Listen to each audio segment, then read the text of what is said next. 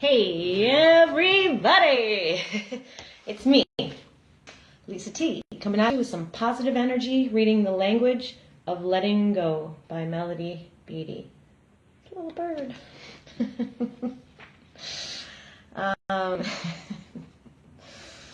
I amuse myself. Bird.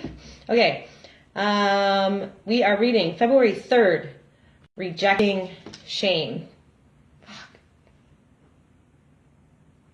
That word, shame, just hitting me. Lots has come up for me in the last maybe 2 months around shame, recognizing, even when I had that anger video, like maybe a month and a half ago, beginning of January, I was talking with my friend, in that time period, and she was like, maybe, because I was saying, I don't think I've ever felt this anger before or allowed myself to feel that anger. And she said, are you ashamed to be angry? And I was like, oh my God, yeah. Like, I don't want to feel angry at someone or something, because that's wrong. Like, that's the story I was telling myself, that if I felt angry, then I was bad. So I was ashamed to express anger for these moments that were coming, past moments that were coming up into my awareness to heal, but it took me a long time to allow myself to experience anger in a healthy way, because I was ashamed to be angry. I was ashamed to think poorly of someone, so I would never allow myself to get angry, even if it was someone crossing a boundary, or even if it was someone that actually had wronged me. I couldn't get angry. I would feel upset or confused or sad. I didn't let myself go to the anger piece, so I was ashamed. So that's why this rejecting shame, that word hit me, because it's come up, and then more things have come up around the shame piece, like, because the shame binds us. Shame makes us, shame puts us in a shell. Shame binds us to our own filter of seeing the world, to seeing the world through a filter of damage, of trauma, of negative beliefs. So we got to heal that shame, and one of the best ways to heal shame is to shine a light on it by talking about it. People don't say stuff. They're scared. They're not going to say their whole truth because they're scared someone will judge them. But what I've experienced is these things that I was scared to talk about previously, like years and years and years ago, the things I was scared to talk about, and I learned to start talking about them. I would talk about them, and someone would say like, oh yeah, me too. And I was like, oh, what? Like, I thought I was so alone in that. Or I'd share something else I was really embarrassed about, and they would say, oh my God, you should hear what I've done, like something worse. And I shone a light on it by speaking about the shameful things. And then I healed those shame pieces like instantly, because I realized it was only me that was making it such a dark, dirty place inside of my mind. Yeah. So February 3rd, rejecting shame. Shame can be a powerful force in our life. It is the trademark of dysfunctional families. Authentic, legitimate guilt is the feeling or thought that what we did is not okay.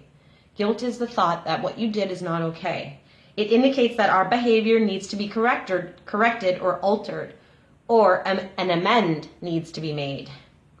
Shame, now, on the other hand, is an overwhelming negative sense that who we are isn't okay. Who I am in this moment, and this moment, and this moment. Not like in general. I believe it's talking for me. This is what's coming up for me. It's talking about in this moment, in this moment, in this moment, that I need to know I am okay. And if I'm ashamed, then I'm telling myself that I am not okay. And that who I am is not okay. So shame is an overwhelming negative sense that who we are isn't okay, which is obviously wrong. Shame is a no-win situation. We can change our behaviors, but we can't change who we are. So we can change how we behave, which changes how we think about ourselves, which changes how we feel about ourselves. But the essence of who we are is solid. And it's all good. It's all good and beautiful and love and perfect. And so we can't change who we are. Shame can propel us deeper into self-defeating and sometimes self-destructive behaviors. I know when I'm feeling shame, then I isolate, or I, beat up on myself internally. And then that internal thinking, that beating up on myself internally, then stops me from taking good care of myself or telling myself loving thoughts. So it's self-destructive in that way. So yeah, shame can propel us into self-destructive behaviors. What are the things that can cause us to feel shame? We may feel ashamed when we have a problem, or someone we love has a problem. If you have a problem in your life that you're dealing with, and you might be ashamed about it, so you don't reach out for help about it, you don't talk about it, and then you don't get the resources that you need.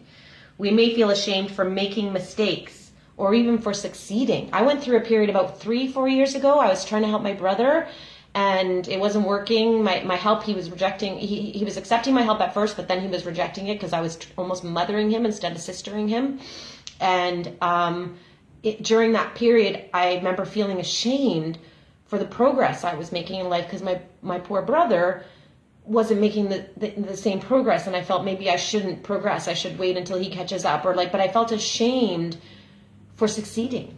That's not cool. We can't treat ourselves that way.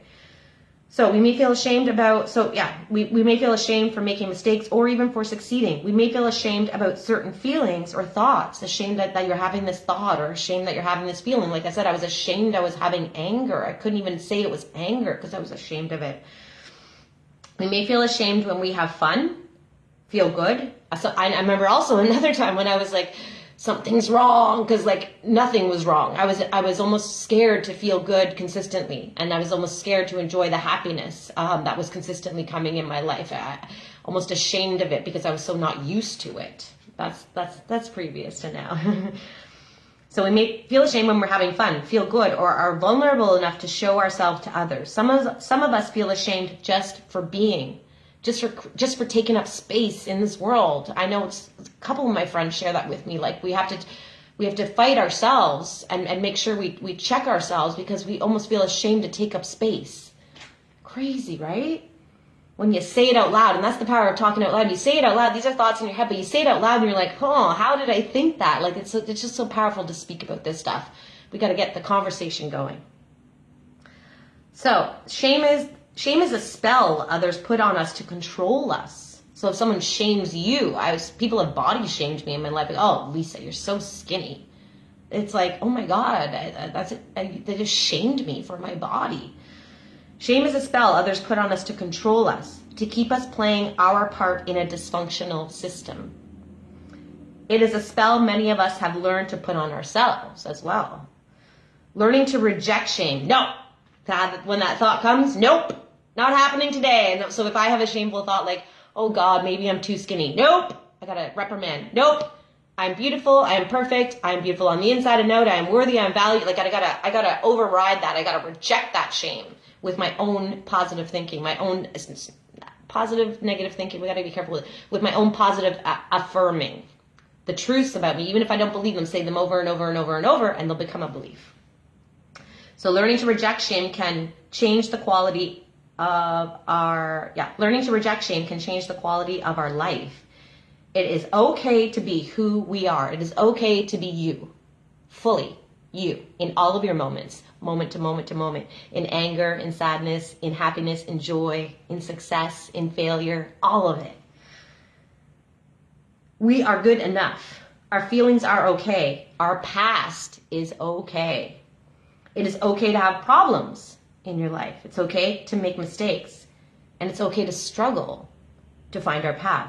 It's okay to be human and cherish our humanness. I know when I was working in therapy with my therapist, many times she could tell I was ashamed of this, of past or mistakes or failure.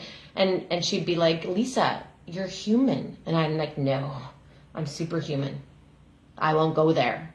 But she was teaching me that it's okay to have this humanness in me, where I make mistakes, I fumble, I stumble, I struggle. Those are all okay. Accepting ourselves is the first step towards recovery. Just accepting yourself in this moment and accepting the moment for what it is. Letting go of shame about who we are is the next important step. Ooh, I love this one. Here's your prayer for today.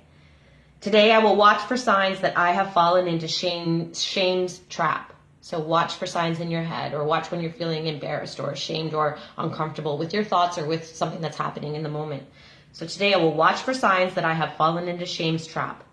If I get hooked into shame, I will get myself out by accepting myself and affirming that it's okay to be who I am.